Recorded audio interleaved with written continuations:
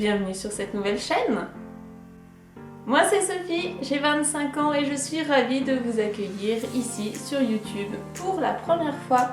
Certains d'entre vous me connaissent déjà, que ce soit par rapport à mes activités de tour manager, parce que j'ai fait pas mal de tournées européennes de groupes japonais, ou par rapport à mes activités de professeur de japonais, ce que je fais actuellement, que ce soit en vrai ou par Skype. Quoi qu'il en soit, ici sur YouTube, je voudrais partager avec vous un nouveau projet. Vous avez peut-être remarqué le titre de cette chaîne qui s'appelle Le Japon à deux. Alors pourquoi deux? Parce qu'en fait je ne serai pas toute seule à vous parler ici. Effectivement, je serai en compagnie de Greg, mon fiancé, avec qui je partage ce projet de chaîne YouTube. Et plus globalement, un gros projet qui est le but même de cette chaîne, celui que nous voulons partager avec vous. C'est notre projet, c'est de partir en école de langue pendant 6 mois au Japon. Et oui, vous l'aurez compris, c'est notre objectif. Alors pour 2018, l'année prochaine, on se laisse encore un an à peu près pour finaliser ça. Et notre parcours d'ici là, on aimerait le partager avec vous, mais pas que. Alors en gros, à quoi elle sert cette chaîne?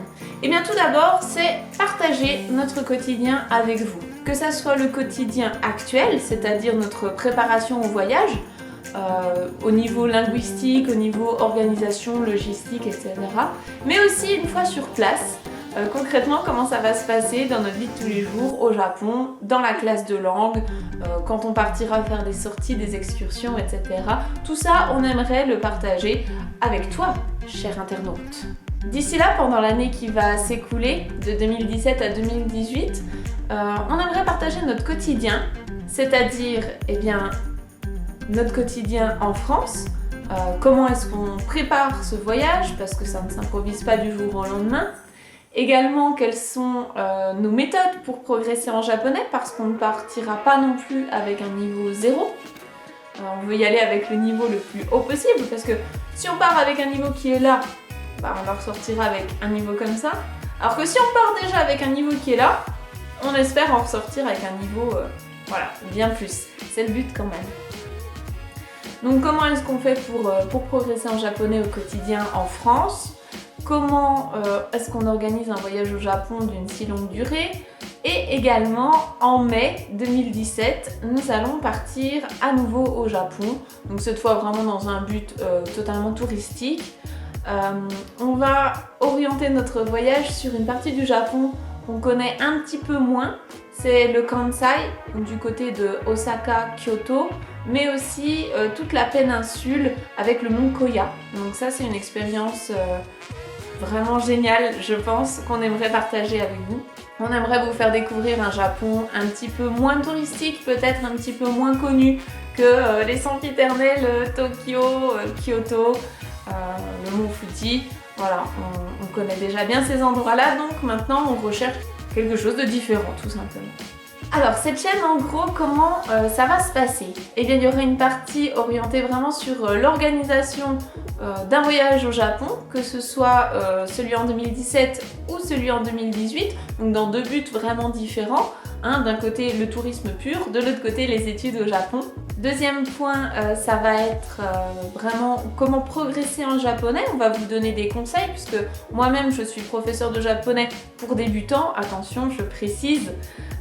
Justement le but de retourner au Japon dans une classe de langue, c'est vraiment d'en ressortir bilingue ou en tout cas au maximum voilà, avec un niveau top du top pour que je puisse enseigner également aux élèves intermédiaires avec un niveau assez avancé déjà.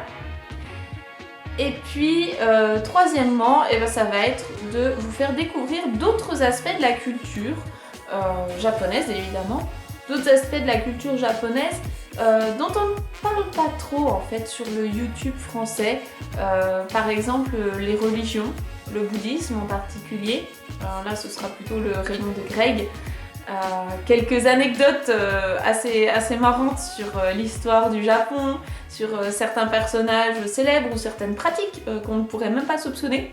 Moi j'ai appris des trucs, vous pouvez même pas imaginer. Je ne vous spoile pas les vidéos à venir. mais je pense que ça va vous plaire.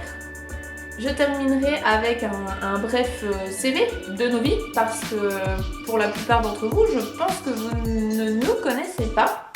Donc moi, je m'appelle Sophie, comme je l'ai dit, j'ai 25 ans, je suis actuellement professeure de japonais. Je donne des cours par Skype et en vrai, donc dans ma région, c'est-à-dire la Franche-Comté. Avant ça, j'étais tour manager pour des groupes japonais. Donc, notamment auprès de Ramen Events, peut-être que certains d'entre vous connaissent. J'ai eu aussi ma propre entreprise de tour management, donc je me suis occupée entre autres de la tournée du groupe japonais Loka, peut-être que vous le connaissez. Ça remonte déjà à 2013-2014, tout ça. Voilà, et Greg, avec qui je vais faire ces vidéos, lui il n'est pas du tout issu de la sphère japonaise, en tout cas comme moi on va dire, avec des personnes qu'on retrouve un petit peu sur la scène japonaise en Europe. Lui il est ingénieur en Suisse, donc rien à voir avec le Japon, c'est juste qu'il est passionné de la langue japonaise, de la culture japonaise et en particulier du bouddhisme, donc il aura des tas et des tas de choses à vous dire là-dessus, des tas d'anecdotes vraiment rigolotes, donc j'espère aussi que ça va vous plaire. Si vous avez des questions, n'hésitez pas, que ça soit donc ici dans les commentaires de cette vidéo YouTube ou bien sur la page Facebook de mes cours de japonais, dont je mets le lien dans la description juste en dessous. Voilà, à très bientôt pour de nouvelles aventures, j'espère que ça vous aura plu. Si c'est le cas, n'hésitez pas à mettre un petit pouce bleu d'encouragement pour cette première vidéo, merci.